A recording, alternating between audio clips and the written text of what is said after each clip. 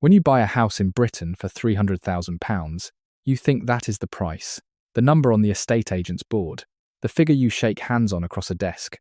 But in 2026, with a standard 5-year fixed sitting at around 5%, the real price is not on the board at all. It is buried in the fine print, hidden inside a repayment schedule that almost nobody ever actually reads. And here is the uncomfortable truth this video is going to prove to you, with nothing more than cold, simple arithmetic. Most homeowners in this country will pay for their house twice over before they ever truly own the front door. Not a figure of speech, twice over. So let us run the real numbers. A £300,000 mortgage, fixed at 5%, spread over the standard 25 years. Your monthly payment comes to roughly £1,750. It feels manageable. It feels like a price you can live with. But watch what happens when you follow that payment all the way to the end of the term. By the time you make the final one, the total interest you have handed to the bank is over £226,000. Read that number again, slowly. Your £300,000 home did not cost you £300,000. It cost you over £526,000 to be precise.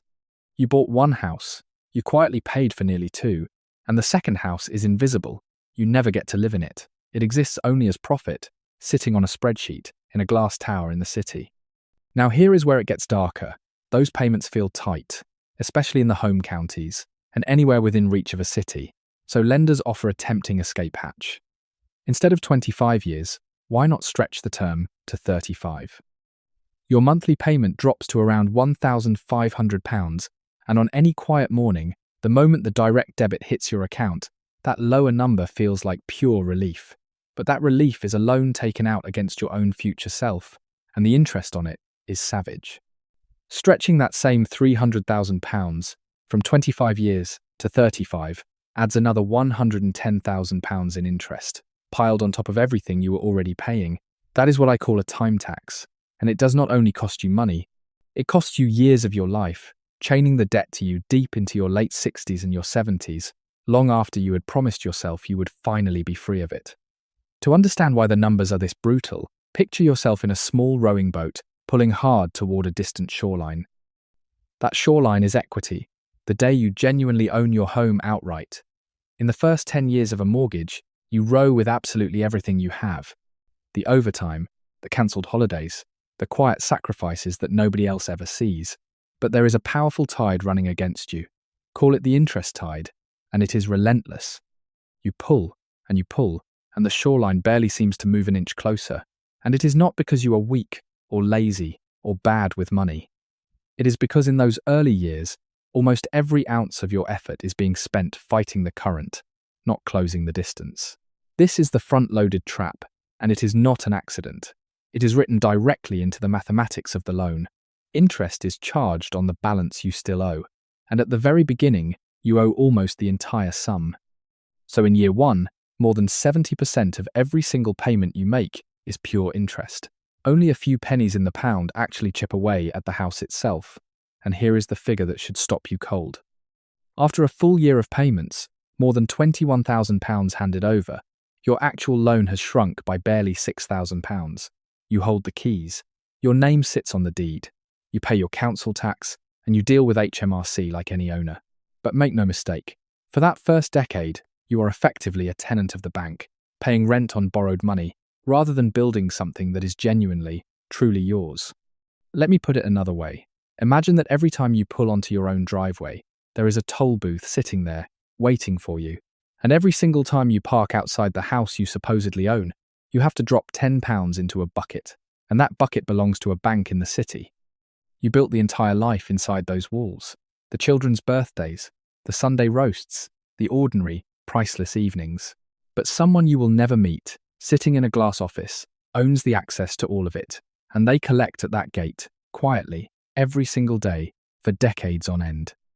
And the strangest, most insidious part is how completely invisible it becomes. The moment the direct debit leaves your account each month, you barely register it. It is just a line on a statement. But do the arithmetic on your own working week. If more than half of your housing cost is pure interest, then in real terms, you are working from Monday morning right through to Wednesday lunchtime, purely to fund the bank's profit margin, not your home, not your family, their margin. And it is only after Wednesday that your labor finally starts buying you a single brick that actually belongs to you. But here is the part that should genuinely change how you think about all of this. Because interest is not even the real cost. The real cost is what all of that money could have quietly become. Take the interest you are pouring into the bank and imagine redirecting it, instead, into a low-cost global index fund, sheltered from HMRC inside an ISA or a SIP, and simply left alone to compound, across a full working lifetime, at the stock market's long-run average return. That money does not disappear, it grows, silently, relentlessly, decade after decade, into more than £1 million. So understand exactly what the fine print is quietly taking from you. You are not merely paying interest, you are paying with your retirement, with your freedom, with the entire version of your life, in which work eventually became optional. So how do you actually fight the tide? You cannot change the interest rate, you cannot rewrite the mathematics of amortization. But there is one lever, and it is enormously powerful how quickly you attack the balance itself.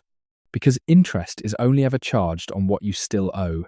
Every extra pound you overpay lands directly on the principal, and it drags years of future interest down with it. Most lenders will let you overpay up to 10% of the balance every year, with no penalty at all.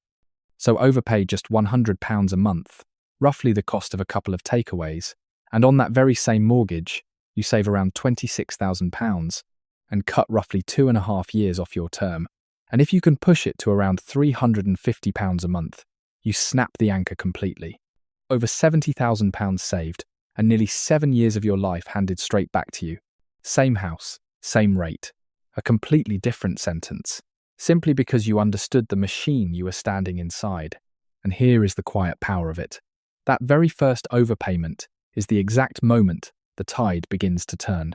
Ask your lender for your amortization schedule. Most will send it within minutes, and read it honestly, line by line. See how much of next month's payment is still pure interest. Then picture that first extra £100 landing straight onto the principal, quietly erasing interest you would otherwise have paid years from now, on a morning you will never even see. You are no longer rowing blind.